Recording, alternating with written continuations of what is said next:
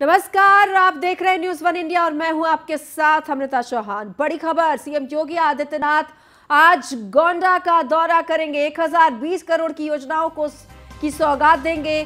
करोड़ों रुपए की योजनाओं का लोकार्पण और शिलान्यास भी करेंगे। मेडिकल कॉलेज का भी शिलान्यास करेंगे सीएम योगी आदित्यनाथ। तो गोंडा को बड़ी सौगात आज देंगे सीएम योगी आदित्यनाथ। करोड़ों रुपए की योजनाओं का शिलान्यास और लोकार्पण का कार्यक्रम है आज। 1020 करोड़ की योजनाओं की सौगात देंगे गोंडा को। तो सीएम योगी आदित्यनाथ आज गोंडा के दौरे पर हैं। 1020 करोड़ की योजनाओं की सौगात देंगे। और आपको बता दें, मेडिकल कॉलेज का भी शिलान्यास करेंगे। तो 1020 करोड़ की योजनाओं के अलावा मेडिकल कॉलेज की भी सौगात मिलेगी आज, जब यहां पर शिलान्यास करेंगे मुख्यमंत्री योगी आदित्यनाथ।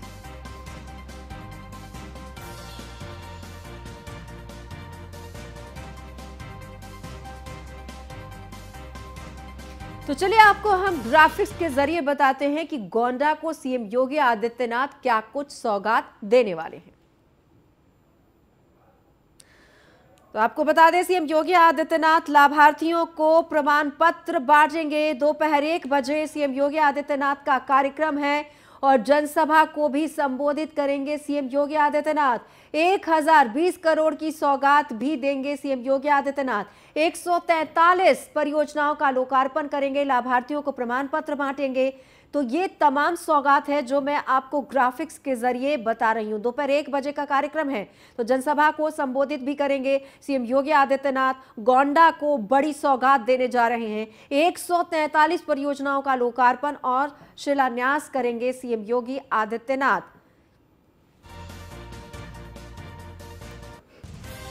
1020 करोड़ की योजनाओं की भी सौगात देंगे। यहां पर मेडिकल कॉलेज का भी शिलान्यास करेंगे।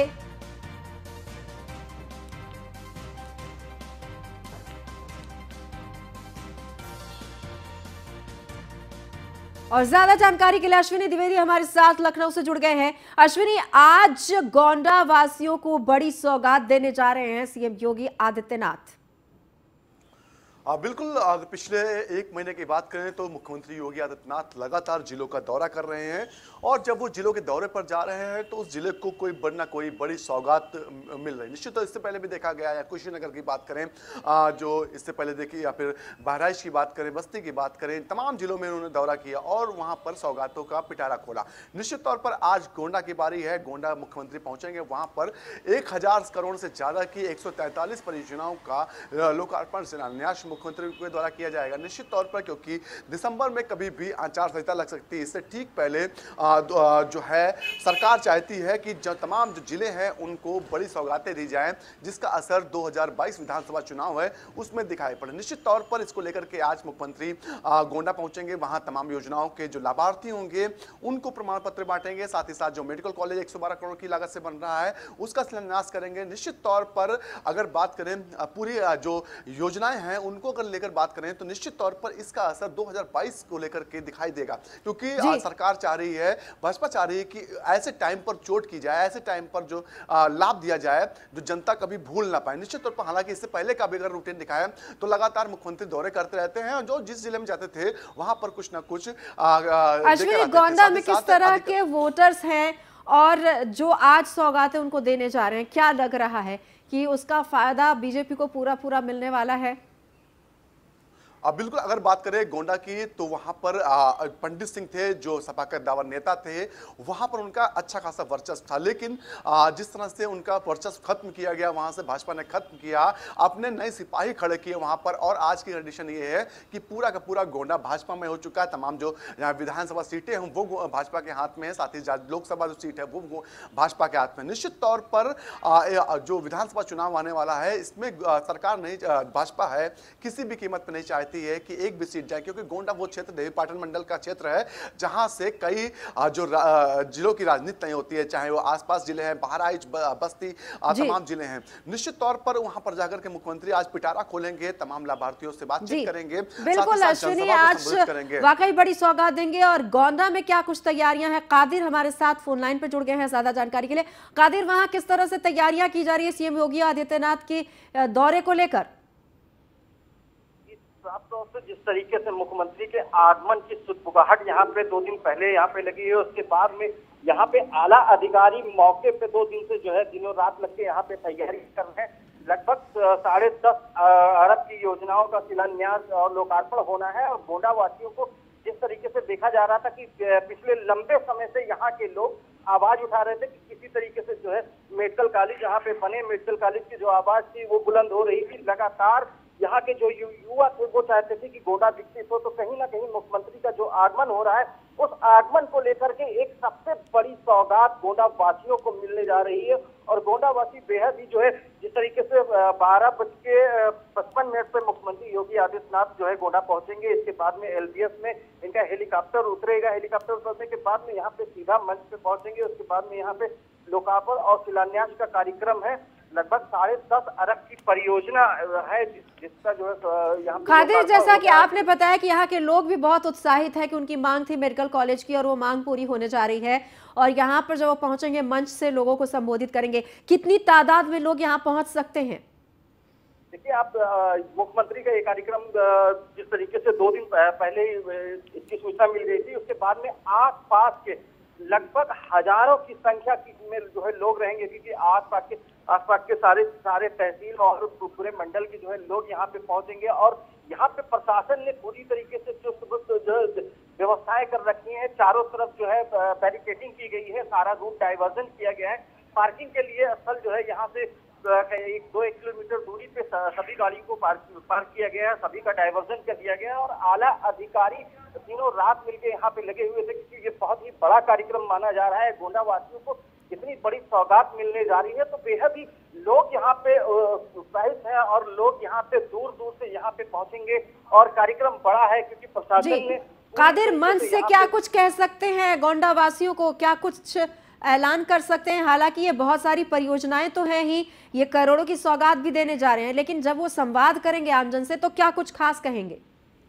देखिए, साफ तौर से जिस तरीके से 2022 का चुनाव भी है और चुनाव के मद्देनजर जिस तरीके से भाजपा ने लगातार विकास, चौमुखी विकास किए हैं और उस विकास को लेकर के चारों तरफ जो भी विकास हुए हैं, मंच से बिल्कुल जनता का अभिवादन भी मुख्यमंत्री करेंगे। और 2022 का चुनाव है, लगातार जिस तरीके से देखा गया कि विपक्षी पार्टियां जो है लगातार भाजपा को घेरने की कोशिश की है और लगातार किसी ना किसी मुद्दे पे, लेकिन मुख्यमंत्री साफ तौर से जब यहाँ पे पहुंचेंगे और मंच पे पहुंचने के बाद में हालांकि सौगात तो देंगे ही, लेकिन जनता का भी अभिवादन करेंगे। और एक कहा यह भी जाता है यहाँ पे जनता जी। बहुत बहुत धन्यवाद कादिर इस तमाम जानकारी के लिए। अश्विनी, आप हमारे साथ बने रहिए, आपके पास हम लौट कर आएंगे। और लखनऊ से अहम खबर, बीजेपी का पिछड़ा वर्ग सम्मेलन में शामिल होंगे सीएम योगी आदित्यनाथ। सुबह 11 बजे इंदिरा गांधी प्रतिष्ठान में यह सम्मेलन होने जा रहा है। यूपी चुनाव के लिए ओबीसी वोटर्स पर सभी दलों का फोकस है। जातिवाद सम्मेलन से ओबीसी वोटर्स पर बीजेपी की भी नजर है। पिछड़ा वर्ग सम्मेलन को संबोधित करेंगे सीएम योगी आदित्यनाथ। तो आज पिछड़ा वर्ग सम्मेलन को सीएम योगी आदित्यनाथ संबोधित करेंगे। और यूपी चुनाव के लिए जो ओबीसी वोटर्स हैं उन पर सभी दलों की नजर तो है ही। और आज जब बीजेपी बातचीत करेंगे पिछड़ा वर्ग सम्मेलन में लोगों से, तो ये अहम होगा कि आज क्या कुछ बातें कर सकते हैं और क्या कुछ उनसे संवाद करेंगे जब पिछड़ा वर्ग सम्मेलन में वो शामिल होंगे। अश्विनी लगातार हमारे साथ बने हुए हैं ज्यादा जानकारी के लिए। अश्विनी, आज सीएम योगी आदित्यनाथ पिछड़ा वर्ग सम्मेलन को संबोधित करेंगे, आज कार्यक्रम में हिस्सा लेंगे, क्या कुछ खास होगा इस दौरान? बिल्कुल, अगर बात करें भाजपा 2022 विधानसभा चुनाव से पहले कहीं ना कहीं पिछड़ों को अपने साथ हर तरह से जोड़ना चाहती है। अगर 23 अक्टूबर से बात करें, 23 अक्टूबर से लेकर 31 अक्टूबर तक के इस तरह का कार्यक्रम है जिसमें पिछड़ा वर्ग के लोगों को या फिर तमाम अन्य जो जाति के लोग हैं उनसे संवाद किया जाएगा, उनसे बातचीत की जाएगी। निश्चित तौर पर अब तक अगर बात करें तो तीन जो पिछड़े वर्ग सम्मेलन उसमें मुख्यमंत्री शिरकत कर चुके हैं। आज चौथा सम्मेलन होगा जिसमें मुख्यमंत्री शिरकत करेंगे। निश्चित तौर पर उत्तर प्रदेश में सबसे ज्यादा वोटर की संख्या है तो वो पिछड़ों की है। ऐसे में पिछड़ों में जो जातिगत तरीके से वोटर्स आते हैं उनका अलग अलग सम्मेलन कराया जा रहा है, उनसे बातचीत की जा रही है, साथ ही साथ उनके लिए क्या बेहतर किया सरकार ने इस चीज की जानकारी उनको दी जा रही है। इसके अलावा जो बड़े नेता हैं उन जातियों के उनको भी बुलाया जा रहा है, उनको सम्मानित किया जा रहा है। कल का अगर बात करें, कल लोधी समाज का कार्यक्रम था। निश्चित तौर पर उसमें तमाम जो लोधी समाज के बड़े नेता थे उनको बुलाया गया था, साथ ही साथ मुख्यमंत्री वहां खुद पहुंचे थे, उन्होंने उनसे बातचीत की थी, संवाद किया था, साथ ही साथ बताया था क्या कुछ उनके लिए किया जा रहा है। निश्चित तौर पर ऐसे में जातिगत रूप से कहीं ना कहीं भाजपा कोई कोर कसर नहीं छोड़ना चाहती है, क्योंकि तमाम अन्य पार्टियां भी जातिगत रूप से सम्मेलन कर रही हैं, तमाम यात्राएं चला रही हैं। ऐसे में भाजपा भी चाह रही है कि जो ओबीसी वोटर्स है वो उनसे ना पिछड़े, उनके पास ही रहे, जिससे 2022 की जो सरकार है वो आसानी से बन सके। जी बहुत बहुत धन्यवाद अश्विनी आपका इस तमाम जानकारी के लिए। खबर लखनऊ से, आज बीजेपी के 4 नए एमएलसी शपथ ग्रहण करेंगे। कैबिनेट मंत्री जितिन प्रसाद एमएलसी पद के लिए शपथ ग्रहण करेंगे। संजय निषाद, चौधरी वीरेंद्र सिंह, गोपाल अंजान भी शपथ ग्रहण करेंगे। शपथ ग्रहण समारोह में सीएम योगी आदित्यनाथ भी शिरकत करेंगे। सुबह 10:30 बजे टंडन हॉल में शपथ ग्रहण समारोह है। तो आज का दिन बेहद खास है। जो एमएलसी हैं चारों वो शपथ ग्रहण करेंगे। जितिन प्रसाद हैं वो अपने पद की और गोपनीयता की शपथ लेंगे। तो आज बेहद खास दिन, सुबह 10:30 बजे टंडन हॉल में यह कार्यक्रम आयोजित किया जा रहा है। सीएम योगी आदित्यनाथ भी इस कार्यक्रम में शिरकत करेंगे। संजय निषाद, चौधरी वीरेंद्र सिंह, जितिन प्रसाद एमएलसी पद के लिए शपथ ग्रहण करेंगे। आपको बता दें गोपाल अंजान भी शपथ ग्रहण करेंगे। तो सीएम योगी आदित्यनाथ इसमें शामिल होंगे और सुबह 10:30 बजे शपथ ग्रहण कार्यक्रम टंडन हॉल में आयोजित किया जा रहा है। यहीं पर यह कार्यक्रम होना है। तो अपने पद और गोपनीयता की शपथ लेंगे ये जो एमएलसीज हैं चारों, इन सभी के लिए कार्यक्रम आयोजित किया गया है कि पद और गोपनीयता की शपथ लेने के लिए पहुंचेंगे। ये चारों नए एमएलसीज जो बनाए गए हैं बीजेपी के ही ये चारों नए एमएलसीज। तो कैबिनेट मंत्री जितिन प्रसाद एमएलसी पद की शपथ लेंगे। संजय निषाद, चौधरी वीरेंद्र सिंह, गोपाल अंजान भी शपथ ग्रहण करेंगे।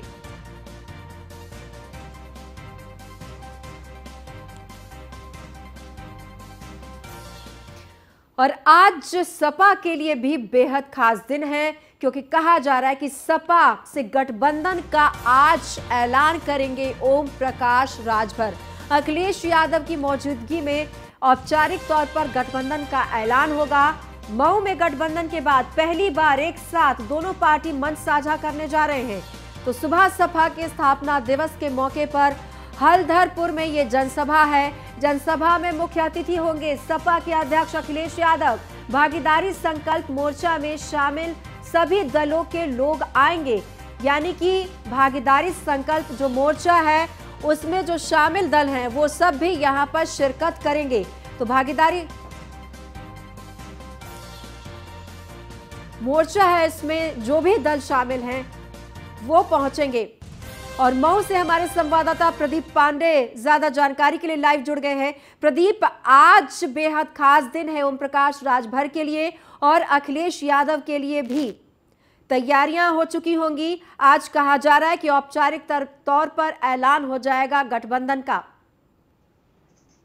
जी बिल्कुल सही, जैसा आपने कहा कि भाजपा का आज 19वां सम्मेलन है, स्थापना दिवस है। जब ओम प्रकाश राजभर से मीडिया बात कर रही थी, एक सवाल पूछा जा रहा था कि बताइए मुख्तार अंसारी के लिए अब तो रास्ते आसान हो जाएंगे, क्योंकि राजभर 50% मऊ सदर में वोट का असर रखते हैं। यहां तक बात करें कि जो आसपास के जिले हैं उसमें भी राजभरों का प्रभाव माना जाता है। तो सुभाषपा ने अपनी पूरी ताकत लगाकर हलधरपुर में एक जनसभा कर रही है और उसमें राष्ट्रीय अध्यक्ष अखिलेश यादव को मुख्य अतिथि बनाया गया है। अर्थात साफ होता है कि कहीं ना कहीं जो राजभर वोटर हैं उनको अपने पक्ष में करने के लिए अखिलेश भी कोई कोर कसर छोड़ना नहीं चाहते। जी प्रदीप, आपने कहा कि राजभर समाज जो है उसको अपने पाले में करना चाहते हैं अखिलेश यादव, इसी वजह से उन्होंने गठबंधन किया। तो क्या मऊ में आपने कहा 50% तक उनका प्रभाव है ओम प्रकाश राजभर का, जब ये गठबंधन होगा तो कितना और ज्यादा फायदा होगा? बिल्कुल, अगर गठबंधन होता है तो कहीं ना कहीं जो सीटें मऊ सदर की हैं उसकी गणित बिगाड़ने और घोसी में भी राजभर हैं, इनकी गणित बिगाड़ने में सफल होंगे। अगर ये नुकसान पहुंचाते हैं ओम प्रकाश राजभर तो एक आध सीटों पे मऊ में नुकसान पहुंचा सकेंगे, लेकिन वहीं पे अनिल राजभर जो बराबर पैरवी कर रहे हैं राजभरों की, उनके भी आने का प्रभाव भी माना जाता है। यहां तक कि ये भी पता चला है कि काफी रिक्वेस्ट से राजभर वहां भारी मात्रा में प्रदर्शन के लिए पहुंच रहे हैं ताकि एक प्रदेश में बहुत बड़ा संदेश जाए कि राजभर का पूरा महकमा अखिलेश के साथ है। जी जब सवाल पूछा गया क्या ओवैसी भी शामिल होंगे या क्या आपका लक्ष्य होगा, तो कहा कि आप लोग फोटो खींचिएगा, मैं दिखाऊंगा कि राजभरों की ताकत क्या है। ये लैंग्वेज थे ओम प्रकाश राजभर के। जी बहुत बहुत धन्यवाद आपका प्रदीप इस तमाम जानकारी के लिए। तो आपको बता दें कि आज सपा और राजभर के लिए बहुत ही खास दिन है, क्योंकि आज गठबंधन का औपचारिक तौर पर ऐलान हो जाएगा। सुभाष सपा का आज स्थापना दिवस है और इसी दिन को चुना है ओम प्रकाश राजभर ने। आज मंच पर सपा के मुखिया अखिलेश यादव भी मौजूद रहेंगे। बढ़ते आगे, देश में सबसे ज्यादा समय तक सत्ता में रहने वाली कांग्रेस पार्टी का ग्राफ लगातार गिरता जा रहा है। कांग्रेस का जनाधार लगातार कम हो रहा है, जिसके चलते पार्टी में भी तनाव का माहौल है। लेकिन फिर भी कांग्रेस लगातार लड़ रही है और इस लड़ाई में कांग्रेस में फिर से जान फूंकने का काम सोनिया गांधी ने किया। सोनिया गांधी ने दिल्ली में एक बैठक की जिसमें उन्होंने कांग्रेस के प्लान ऑफ एक्शन के बारे में बात की। पेश है एक रिपोर्ट। इस लेटर में जो बातें लिखी हैं वो कांग्रेस के लिए संजीवनी बूटी का काम कर सकती है। कांग्रेस के गिरते जनाधार और पार्टी में हो रहे मनमुटाव को लेकर कांग्रेस की अंतरिम अध्यक्ष सोनिया गांधी काफी चिंतित हैं, जिसके चलते सोनिया गांधी ने प्रदेश कांग्रेस कमेटी के अध्यक्षों, महासचिवों और राज्य प्रभारियों के साथ बैठक की।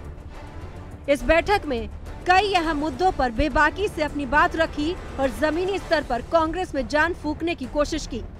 इस बैठक में सोनिया ने पहले कांग्रेस के इतिहास को याद करते हुए संगठन को मजबूत करने की बात कही। हमारा अपना इतिहास इस बात का गवाह है कि अगर किसी संगठन को अन्याय और असमानता के खिलाफ सफल होना है और अगर उसे हाशिए पर पड़े लोगों के अधिकारों की प्रभावी रूप से हिमायत करनी है तो उसे जमीनी स्तर पर एक व्यापक आंदोलन खड़ा करना होगा। इसके अलावा सोनिया ने ग्रास रूट लेवल पर कार्यकर्ताओं तक पार्टी की बात न पहुंचने की बात भी उठाई। देश के हर अहम मुद्दे पर एआईसीसी की तरफ से बयान जारी किए जाते हैं, लेकिन जहां तक मेरी जानकारी है कि ये बयान जिला ब्लॉक लेवल पर ग्रास रूट काडर तक नहीं पहुंच पाती हैं। इसके साथ ही सोनिया ने ये भी कहा कि कुछ पॉलिसी इशू भी हैं जिन पर राज्य स्तर के नेताओं के बीच भी समन्वय नहीं है।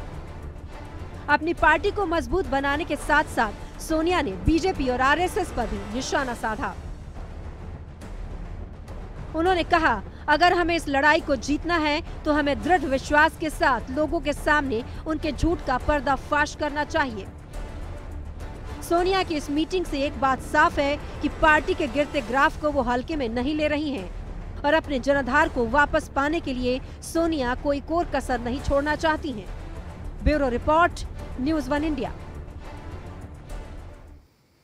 वहीं यूपी में चुनावी मौसम बना हुआ है और बीजेपी और सपा एक दूसरे पर तंज कसने में कोई कोर कसर नहीं छोड़ रहे हैं। अखिलेश यादव ने कुछ दिन पहले एक पोस्टर जारी किया था जिसके मायने योगी आदित्यनाथ ने बदल कर रख दिए हैं। क्या था वो पोस्टर और योगी ने उसे क्या परिभाषा दी, आपको दिखाते हैं इस रिपोर्ट में। उत्तर प्रदेश में चुनावी सरगर्मी अपने चरम पर है। जनता को लुभाने के लिए कोई नहला मार रहा है तो दूसरी पार्टी उस दांव पर दहला मारने के लिए तैयार है। नहले पे दहला का ये गेम सपा और बीजेपी के बीच चल रहा है। कुछ दिनों पहले सपा प्रमुख अखिलेश यादव का एक पोस्टर सुर्खियों में आया था, जिस पोस्टर में लिखा था, मैं आ रहा हूँ। इस पोस्टर से अखिलेश यूपी को जनता को मैसेज दे रहे थे कि 2022 में यूपी में होने वाले चुनाव में अखिलेश यादव की वापसी पक्की है।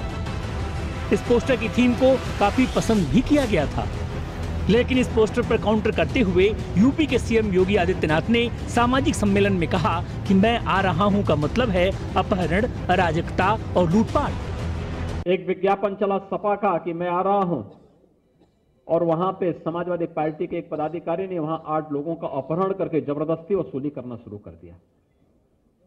तो लोगों ने कहा, रे क्या विज्ञापन का मतलब यही है?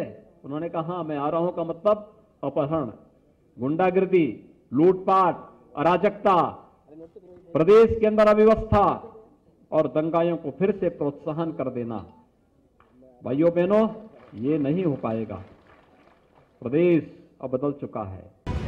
सीएम योगी के इस बयान के बाद सपा खेमे में भी हलचल मच गई है। दरअसल में उत्तर प्रदेश के मुख्यमंत्री योगी जी बोलना चाह रहे थे कि मेरे शासनकाल में जिस तरह से चोरी, डकैती, हत्या, लूट, मार काट, अपहरण बढ़ा है, उसे खत्म करने के लिए अखिलेश जी आ रहे हैं। और यहाँ पे जिस तरह से किसानों को रौंदा जा रहा है, उनको सजा दिलाने के लिए आ रहे हैं, और जो लोगों को पुलिस वाले बेवजह ठोक रहे हैं उनको जेल भेजने के लिए आ रहे हैं, और जो महिलाओं का चीरहरण कर रहे हैं सरेआम, उनको सबक सिखाने के लिए 2022 में अखिलेश जी आ रहे हैं। सामाजिक सम्मेलन में प्रदेश मंत्री शंकरलाल लोधी ने बीजेपी के चुनाव चिन्ह कमल की नई परिभाषा दी है, जिसमें उन्होंने कमल के तीनों अक्षरों को तोड़ते हुए बताया कि क का मतलब कुर्मी, म का मतलब है मौर्य और ल का मतलब है लोध। ये बयान तीनों समुदाय के लोगों को साधने का काम तो करेगा ही, लेकिन बीजेपी और सपा के बीच चल रही तंज में क्रिएटिविटी की कोई कमी नजर नहीं आ रही। Bureau report, news 1 India. फिलहाल इस बुलेटिन में इतना ही। नमस्कार।